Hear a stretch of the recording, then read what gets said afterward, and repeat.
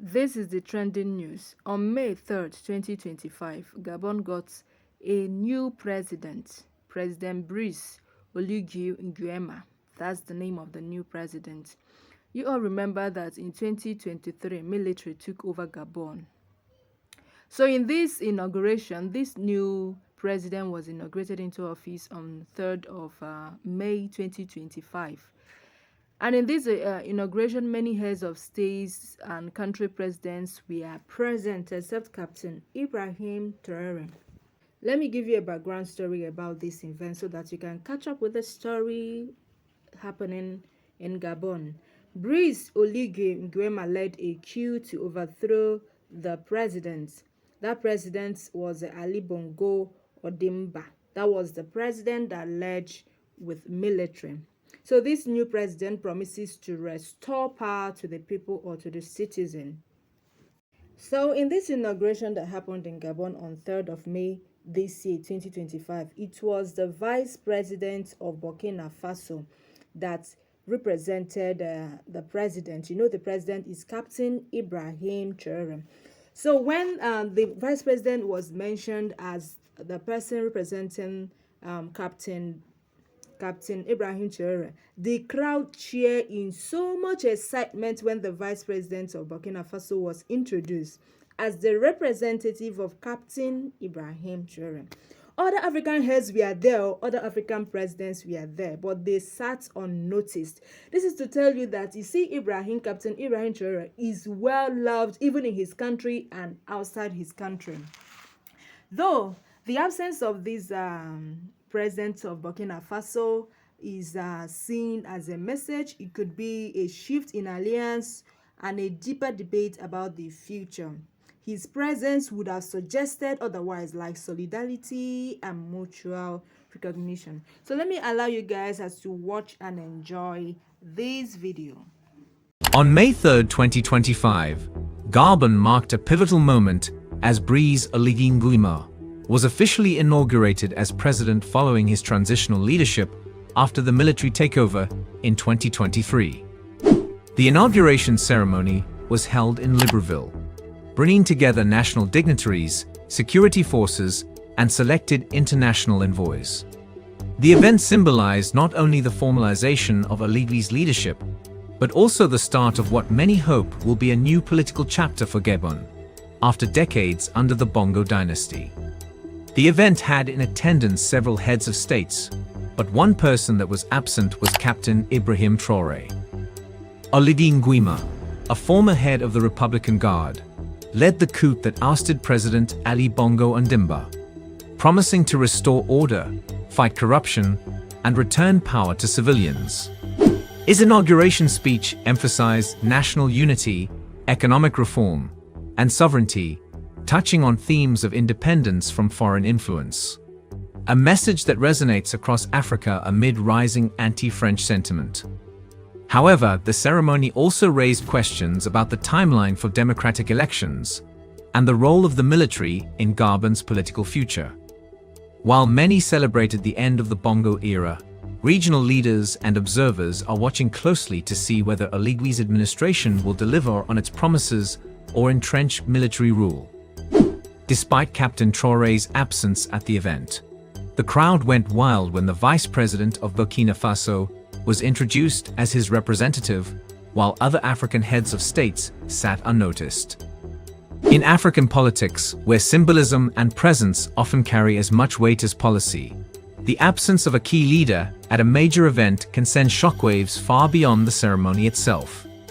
Captain Ibrahim Traore, Burkina Faso's revolutionary young leader, choosing to skip the inauguration of a fellow African head of state, like Brice Oligui Nguema of Gabon, could be a message. A message that could signal shifting alliances, quiet tensions, and deeper debates about the future of African leadership. Traore, who has come to symbolize anti-imperialist defiance and pan-African renewal, operates on a stage where every gesture is scrutinized. His presence at such an event would suggest solidarity and mutual recognition. But his absence, that opens doors to interpretations that range from quiet protest to strategic distancing. Firstly, skipping an inauguration could reflect a deliberate choice to avoid association with leaders who may be viewed, rightly or wrongly, as too close to old power structures. While many African nations are undergoing political transitions, not all leaders share Traore's radical vision of breaking entirely from Western economic and military ties. By staying away, Traore could be signaling to his base and the broader Pan-African movement that his struggle remains pure, unsullied by compromises that other regimes might accept. Secondly, absence can be a protective shield. Traore's government has faced numerous threats, from assassination plots to economic sabotage. Traveling abroad for high-profile events could expose him to risks or leave his fragile political base vulnerable back home. In an era where revolutionary leaders are targeted not just by bullets, but by political isolation and economic sanctions, choosing security over ceremony is often a calculated move. Furthermore, by not attending, Traore could be emphasizing his focus on domestic priorities. Burkina Faso is grappling with serious challenges, from insecurity to economic hardship. Traore's absence from foreign gatherings might be intended to show his people that he is prioritizing their immediate needs over diplomatic appearances. In this narrative, the revolution is not about photo ops, but about concrete action at home. However, such an absence could also have consequences. Diplomacy in Africa is a delicate dance, and snubbing a peer's inauguration might be seen by some as arrogance or disinterest in regional unity. It could strain relations not just with the leader in question, but with neighboring countries who expect mutual support and respect among African heads of state. Traore would have to balance this carefully, ensuring that his non-attendance doesn't alienate potential allies in his broader struggle against neo-colonial influence. There's also a broader symbolism at play. If leaders like Traore begin to selectively attend only those events that align with their revolutionary values, it could deepen the divide between Africa's old guard and its rising wave of populist, youth-driven movements. This could accelerate a continental realignment, where Pan-Africanism is not just a slogan, but a criteria for fraternity among nations. Yet, it is equally possible that such an absence reflects a behind-the-scenes strategy. Traore, while publicly bold, might be navigating complex negotiations in private, balancing radical rhetoric with pragmatic steps to avoid isolation. By skipping an inauguration, he could be quietly signaling disapproval while keeping doors open for future cooperation. In the grander context, an event like this touches on the future of African leadership itself. Will the continent continue to be led by elites who alternate between Western and Eastern alliances? Or will it forge a new path centered on internal solidarity and self-reliance? Traore's every move, including his silences and absences, feeds into this debate. Ultimately, whether by design or necessity, such an absence would speak volumes. It would underline the fact that Africa's new revolutionaries are not content to play by the old rules of diplomatic politeness while their nations suffer. They are choosing when to engage, when to distance, and when to let silence carry the message that words cannot. For Traore, every decision is part of a larger narrative, one that seeks to redefine not just Burkina Faso's future, but Africa's place in the world. His absence from a stage might just be the loudest statement of all. Today, I'm not just ascending at the helm of the country, I'm taking an engagement and the duty to serve, to protect and to unite the people of Gabon, not just within the national territory, but Gabonese in the diaspora.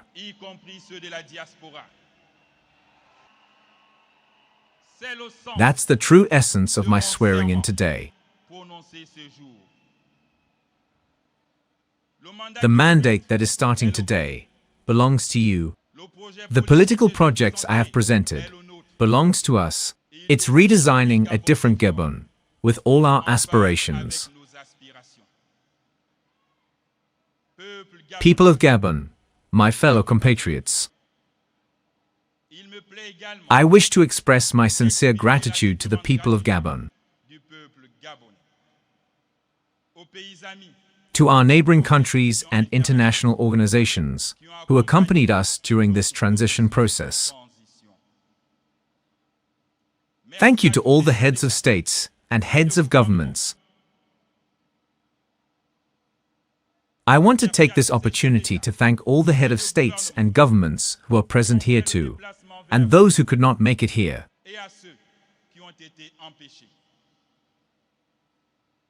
I also want to thank all the 2,000 election observers who were present here in Gabon to help facilitate the elections.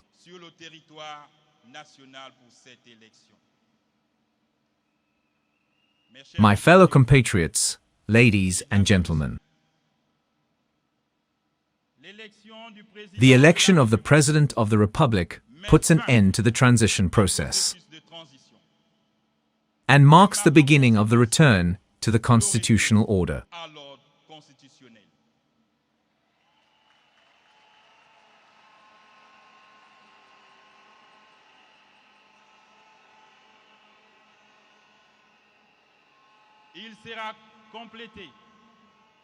The process will be completed with the legislative and municipal elections.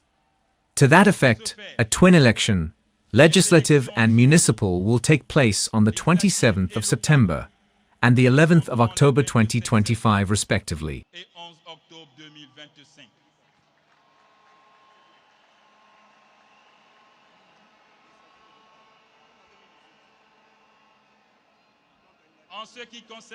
With regards to the election of senators, those will take place on the 9th and 29th of September 2025.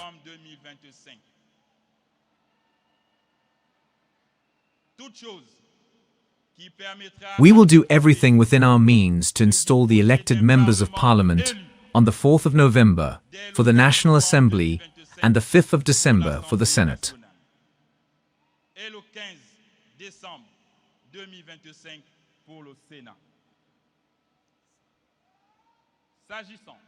With regards to the Social, Environmental and Agricultural Council, its installation will take place on the 1st of December 2025.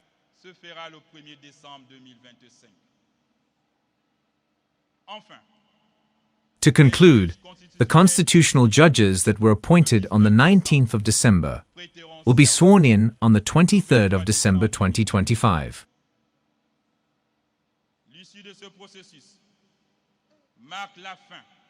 This whole process marks the end of the organization of constitutional institutions of the Fifth Republic in Gabon.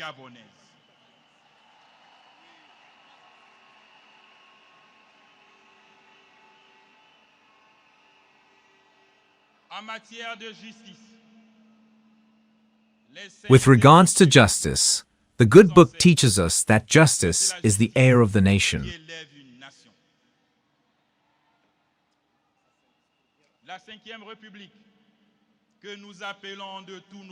The Fifth Republic, which you have all voted, will put an end to impunities, to corruption, complicity, laxity, and laziness.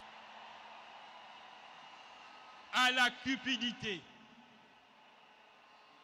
au laxisme et à la paresse. L'administration doit être performante. The administration have to be very performant. Every citizen have an obligation to respect the laws and regulations put in place in their quest to fulfill their mission, so that together we can establish a lawful country.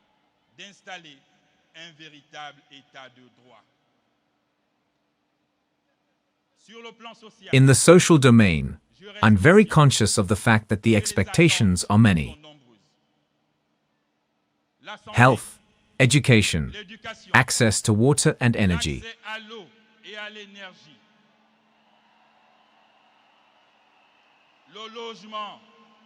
accommodation, danger, high rate of unemployment and security are amongst the center of my preoccupations.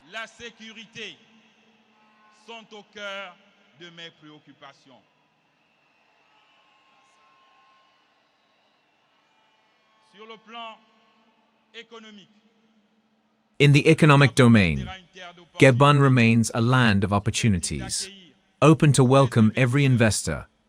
We will diversify our economy by transforming our own raw materials to finished goods.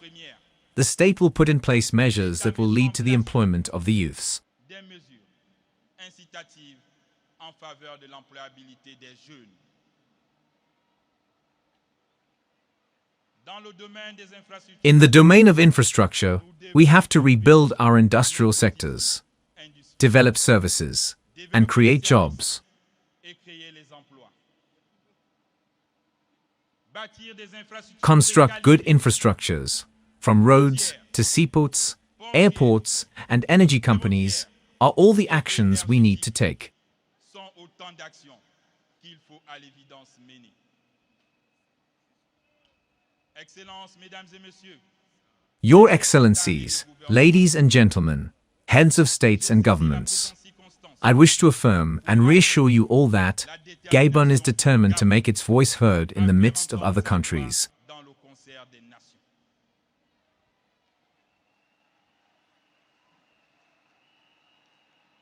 Et à renforcer And to enforce its place on the international stage. internationale. À ce titre, le Gabon is glad to inform you all about her return to the African Union, de l'Union africaine announced on the 30th of April during the Peace and Security meeting that took place in Addis Ababa. du Conseil Paix et Sécurité du 30 avril 2025 à Addis Abeba. Notre pays Our country learned a lot. a beaucoup appris. Et je voudrais à cet égard I would also like to recognize the active participation of the acting African Union President and President of Angola, João Lourenço, d'Angola, président en exercice de l'Union africaine. Mesdames et messieurs, Ladies and gentlemen, after over 50 years from when Gabon first hosted the Organization of African Unity, accueilli le sommet de l'ONU, Gabon is glad to announce that it will be hosting the 8th edition of the Coordination of the African Union in 2027 in Libreville. 10e sommet de la coordination de l'Union africaine.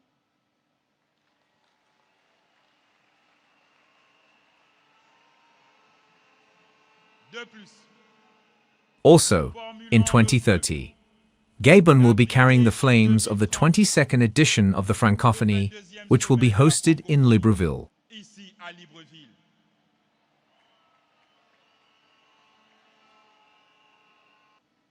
à ce propos, We will have an open dialogue with the International Monetary Fund and the World Bank et la Banque to see how we can repay all our external debts. notre dette extérieure.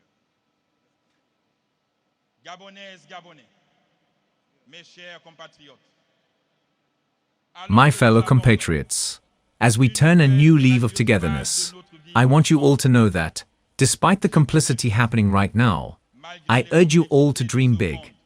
As we forge a new path for our nation, we invite each and every one of you to build trust and hope so that with hard work, determination, and perseverance, we can build a Gabon that is united, innovative, creative, and conducive for us all. A Gabon that shines bright and gives us hope for the future. par son unité, sa solidarité et son esprit d'innovation.